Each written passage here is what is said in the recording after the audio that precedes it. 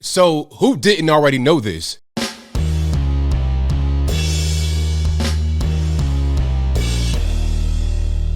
How's everybody doing? My name is Anthony Brian Logan, and today we got to talk about Hillary Clinton. Well, I don't want to say that she admitted. I want to say that somebody else admitted for her that she is the one who approved the Donald Trump Russia collusion story to the media. Right when they first heard it, according to what I'm going to read a little bit, it was just kind of a rumor. We couldn't really substantiate it. Well, not we, like me, like I wasn't involved with it. They couldn't really substantiate it, but they were like, oh, I'll put it out there to the media anyway.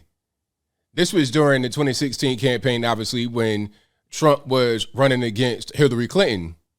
Put the story out there about Alpha Bank, about the Russia connection, and let's just see what it does. And obviously, that's what started the whole Russia collusion kerfuffle. That's what started the 2018 trial. Lasted 2 years. They spent, $40 million, hundreds of subpoenas. People's lives got ruined as a result of that. A lot of people's lives. You know, Trump obviously was vindicated. There was nothing burger as it relates to anything dealing with Trump. However, the damage had been done. People still to this day believe that Trump and Russia are somehow, in cahoots with each other. They stole the election in 2016, all kind of ridiculous stuff. And it's weird how people like Hillary Clinton and her ilk, the mainstream media, they can say that the election was stolen by the Russians, and that's totally fine. But if Trump even alleges that there was some funny business going on in 2020, then he's a seditionist and January 6th and all this, that, and the third. He needs to be put in the gulag. It's funny how that works when one assumption is okay and it's not really a problem, but a different one, that's the same one, is not okay and it is a problem. It's really weird how that works. But here's some information we can just dive into, that we can sink our teeth into and really get to the bottom of this whole situation. So you see the headline: Hillary Clinton approved sharing debunked quote unquote covert communications between Trump and Kremlin-backed bank with press, even though she wasn't quote totally confident unquote in the legitimacy, ex-campaign manager tells Durham trial. So this is all coming out in the Durham probe, because it's all kind of people. You got Michael Sussman. What was that? The Clinton lawyer. This is on BBC News, and this headline says that the Clinton lawyer, Michael Sussman, this is what the whole thing comes from, lied to manipulate FBI over Trump. So this is all coming out during the Michael Sussman situation. Not directly Hillary Clinton, but of course, since Michael Sussman was or is Hillary Clinton's lawyer, she's going to come up. When we're talking about the whole Trump thing, Russia, et cetera, she's going to come up. But let's look at some of these subheads here. Let me zoom out a little bit. So Robbie Mook, I think Robbie Mook was the Hillary Clinton campaign advisor or something. Robbie Mook testified on Friday about the campaign meeting on the data. He told the trial of Michael Sussman that he was first briefed about Alpha Bank by campaign general counsel Mark Elias. Mook also said he discussed the data with Jake Sullivan and John Podesta. We know about John Podesta, right? We know about John Podesta very well. He admitted the campaign wasn't, quote, totally confident, unquote, in the legitimacy of the data, but was hoping a reporter could get it confirmed. Well, all the reporter did was just leak it. Well, not necessarily leak it, report it. And then that birthed the whole Russia trial, Russia, the Durham probe, that birthed all that stuff, right?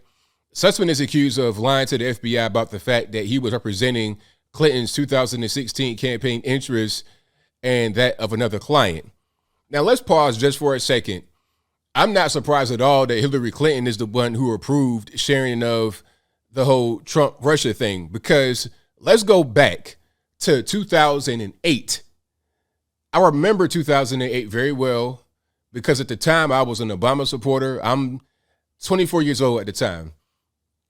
And I remember being upset with Hillary Clinton because at the time, this was when Hillary Clinton and Barack Obama were trying to both get the DNC nomination to try and become the next president, or to try and at least get the DNC nod so they can be voted for against the Republican. And I think at the time, who was running? Was it Mitt Romney? I think that might have been Mitt Romney. But anyway, it doesn't really matter because whoever it was lost. It could have been Dick Cheney, Mitt Romney, Al Gore. I don't really know who it was. But anyway, I digress. The whole point is that Hillary Clinton and Barack Obama were battling for the DNC nomination. And during this battle, I remember Hillary Clinton or her campaign putting out the whole thing about the birther rumors. I remember that very well. I was like, nah, he's an American, right? He's born in America. This is me in 2008, 24-year-old thinking this at the time. I still think he was probably born in Hawaii, but that's a different story. The point is that I was upset with Hillary Clinton that she put that out there. And then I remember over the years, all of a sudden they got blamed on Donald Trump. I'm like, how did that happen? Because at the time I was a Barack Obama fan. I voted for Barack Obama, but I was mad at Hillary Clinton for putting the birther rumor out. Trump took the birther rumor that Hillary Clinton's campaign team put out there. It might have been John Podesta. It might have been at the time, who's the guy that's in Virginia? Terry McAuliffe. Terry McAuliffe at one point was Hillary Clinton's 2008 campaign manager. But they put that out there, and then Donald Trump took it and ran with it when he was on his whole campaign against Barack Obama back in like 2012. This is not Donald Trump running. This is just Donald Trump being out there as an active kind of pseudo-political figure back at that particular point in time. And I remember it's like, okay, all he did was just take it and run with it. Same thing about the whole fake news situation. They tried to say that Trump was the guy that invented the term fake news. Meanwhile, Hillary Clinton did a whole speech about it. All he did was just take what she did and go to the moon with it. So this is nothing outside the ordinary for Hillary Clinton at all. This is what she does. Okay, so Mook told the court on Friday that Hillary Clinton signed off on sharing debunked allegations linking Donald Trump and the Kremlin-backed Alfa Bank with the media in 2016. Now, here's some tweets. Here's Hillary Clinton. This is from 2016, October 31st, 2016. How is that date significant? Well, right before the election, November the 4th, 2016, just days before, right? So this is part of the campaign strategy to try and smear Donald Trump with some fake Russia allegations that in the minds of many still stick. They still think that Trump is somehow an asset of Russia. But in reality, let's talk about your man, Hunter Biden, being an asset of Ukraine, which ain't nothing but Russia part 2. But that's a different story, so I digress for now. Let's look at what Hillary Clinton put down here back in October 2016. She says it's time for Trump to answer serious questions about his ties to Russia. There's a whole link here, and there's 4 things you need to know about Trump's organization's secret server to communicate with Russian Alfa Bank. This is all false. This is all fake, but it was put out there as it's legitimate, right? Number 1, Donald Trump has secret server. Yes, Donald Trump.